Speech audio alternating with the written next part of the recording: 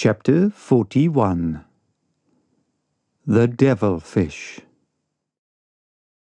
For several days the Nautilus kept off from the American coast. Evidently it did not wish to risk the tides of the Gulf of Mexico or the Sea of the Antilles. April 16th, we sighted Martinique and Guadeloupe from a distance of about 30 miles. I saw their tall peaks for an instant.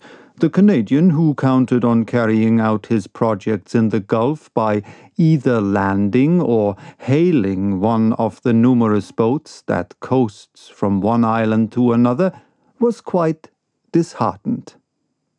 Flight would have been quite practicable if Ned Land had been able to take possession of the boat without the captain's knowledge. But in the open sea it could not be thought of. The Canadian, Conseil, and I had a long conversation on this subject. For 6 months we had been prisoners on board the Nautilus. We had travelled 17,000 leagues, and, as Ned Land said, there was no reason why it should not come to an end.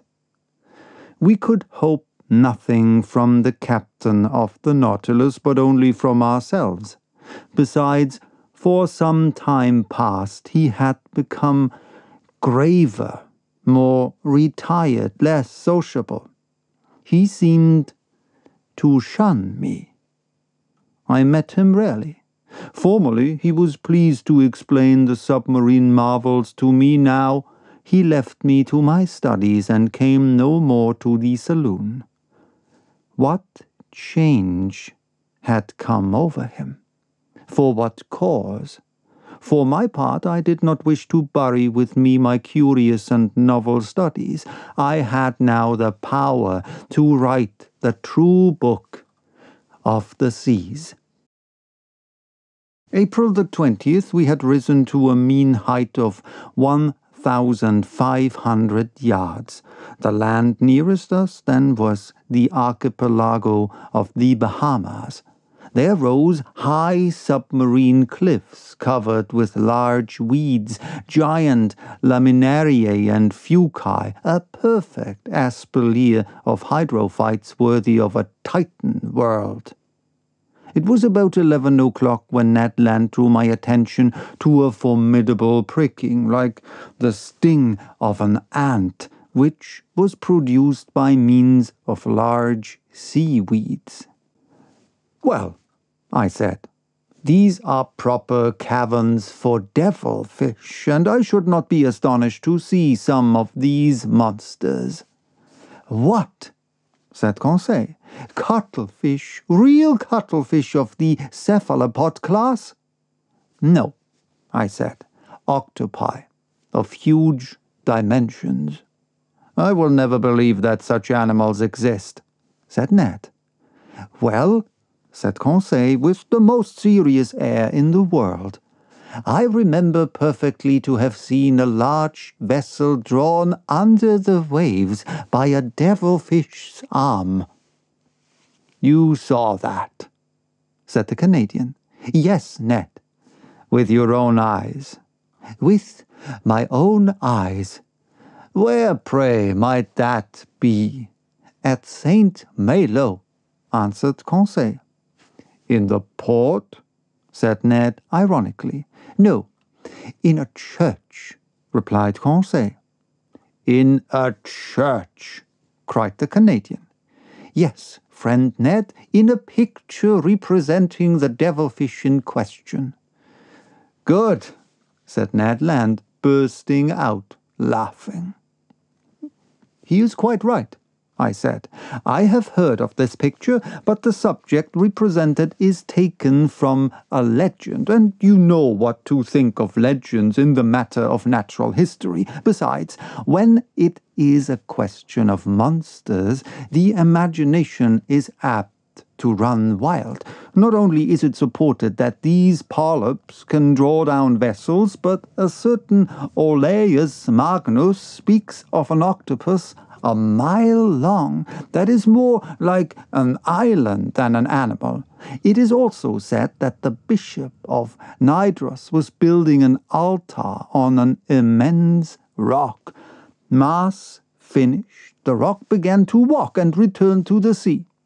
The rock was a polyp.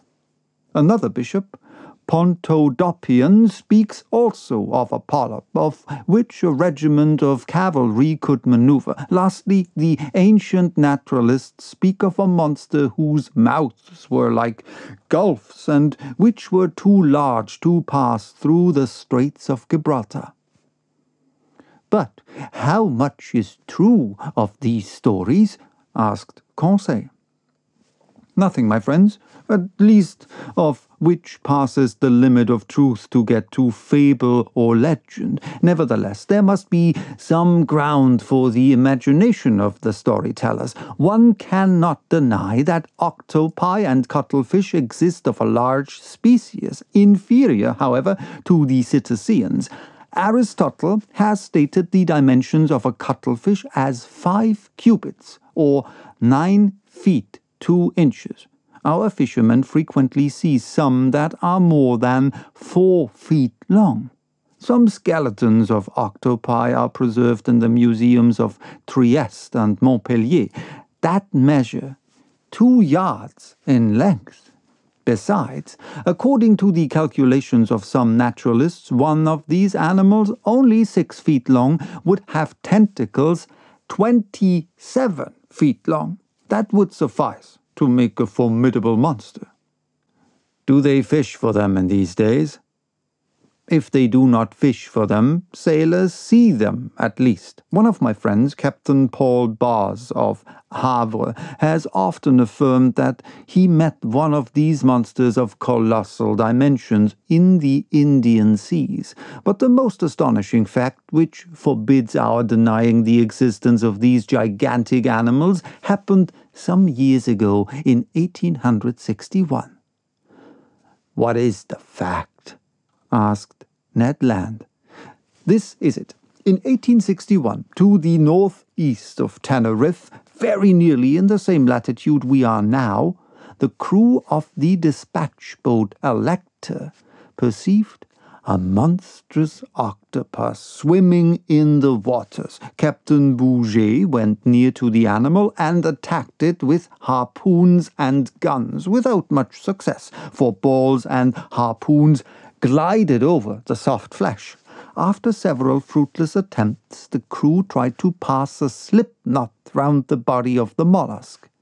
The noose slipped as far as the caudal fins, and there stopped. They tried then to haul it on board, but its weight was so considerable that the tightness of the cord separated the tail from the body, and deprived of this ornament, he disappeared under the water. Indeed. Is this a fact? An indisputable fact, my good Ned. They proposed to name this octopus Bouguet's Devilfish. What length was it? Asked the Canadian. Did it not measure about 6 yards? Said Conseil, who, posted at the window, was examining again the irregular windings of the cliffs. Precisely, I replied. Its head, rejoined Conseil, was it not crowned with 8 tentacles that beat the water like a nest of serpents? Precisely. Had not its eyes, placed at the back of its head, considerable development? Yes, Conseil. And was not its mouth like a parrot's beak? Exactly, Conseil. Very well, no offence to master, he replied quietly. If this is not Bouguet's devilfish, it is at least one of its brothers. I looked at Conseil. Ned Land hurried to the window. What a horrible beast! He cried. I looked in my turn and could not repress a gesture of disgust. Before my eyes was a horrible monster worthy to figure in the legends of the marvelous. It was an immense octopus, being 8 yards long. It swam crossways in the direction of the Nautilus with great speed, watching us with its enormous, staring green eyes, its 8 arms, or rather feet fixed to its head, that have given the name of octopus to these animals, were twice as long as its body and were twisted like the Fury's hair. One could see the 250 air holes on the inner side of the tentacles. The monster's mouth, a horned beak like a parrot's, opened and shut vertically. Its tongue, a horned substance furnished with several rows of pointed teeth, came out quivering from this veritable pair of shears. What a freak of nature, a bird's beak on a mollusk. Its spindle-like body formed a fleshy mass that might weigh 4,000 to 5,000 pounds, the varying color changing with great rapidity according to the irritation of the animal, passed successively from livid gray to reddish brown. What irritated this mollusk? No doubt the presence of the Nautilus, more formidable than itself, on which its suckers or its jaws had no hold. Yet, what monsters these octopi are! What vitality the Creator has given them! What vigor in their movements! And they possess 3 hearts. Chance had brought us in presence of this devilfish, and I did not wish to lose the opportunity of carefully studying this specimen of cephalopods. I overcame the horror that inspired me, and taking a pencil began to draw it. Perhaps this is the same which the Elector saw. No, replied the Canadian, for this is whole, and the other had lost its tail. That is no reason, I replied. The arms and tails of these animals are reformed by reintegration, and in 7 years the tail of Bouguer's devilfish has no doubt had time to grow. By this time other octopi appeared at the port light. I counted 7. They formed the procession after the Nautilus, and I heard their beaks gnashing against the iron hull. I continued my work. These monsters kept in the water with such precision that they seemed immovable. Suddenly, the Nautilus stopped. A shock made it tremble in every plate. "Have we struck anything?" I asked. "In any case," replied the Canadian, "we shall be free, for we are floating." The Nautilus was floating, no doubt, but it did not move. A minute passed. Captain Nemo, followed by his lieutenant, entered the drawing-room. I had not seen him for some time. He seemed dull. Without noticing or speaking to us, he went to the panel, looked at the octopi, and said something to his lieutenant. The latter went out. Soon the panels were shut. The ceiling was lighted. I went toward the captain. "A curious collection of octopi," I said. "Yes, indeed, Mr. Naturalist," he replied, "and we are going to fight them. Man to beast." I looked at him. I thought I had not heard aright. "Man to beast," I repeated. "Yes, sir. The screw is stopped. I think that the horny jaw of one of the devilfish is entangled in the blades. That is what prevents our moving." "What are you going to do?" rise to the surface and slaughter this vermin. A difficult enterprise? Yes, indeed. The electric bullets are powerless against the soft flesh, where they do not find resistance enough to go off. But we shall attack them with the hatchet, which will be more effective. "And the harpoon, sir," said the Canadian, "if you do not refuse my help." "I will accept it, Master Land." "We will follow you," I said, and following Captain Nemo we went toward the central staircase. There, about 10 men with boarding hatches were ready for the attack. Conseil and I took 2 hatches, Ned Land seized the harpoon. The Nautilus had then risen to the surface. One of the sailors, posted on the top ladder, unscrewed the bolts of the panels, but hardly were the screws loosed when the panel rose with great violence, evidently drawn by the suckers of an octopus's arm. Immediately, one of these arms slid like a serpent down the opening, and 20 others were above. With one blow of the axe, Captain Nemo cut this formidable tentacle that slid wriggling down the ladder. Just as we were pressing one on the other to reach the platform, 2 other arms, lashing the air, came down on the seaman placed before Captain Nemo and lifted him up with irresistible power. Captain Nemo uttered a cry and rushed out. We hurried after him. What a scene! The unhappy man, seized by the tentacle and fixed to the suckers, was balanced in the air at the caprice of this enormous trunk. He rattled in his throat.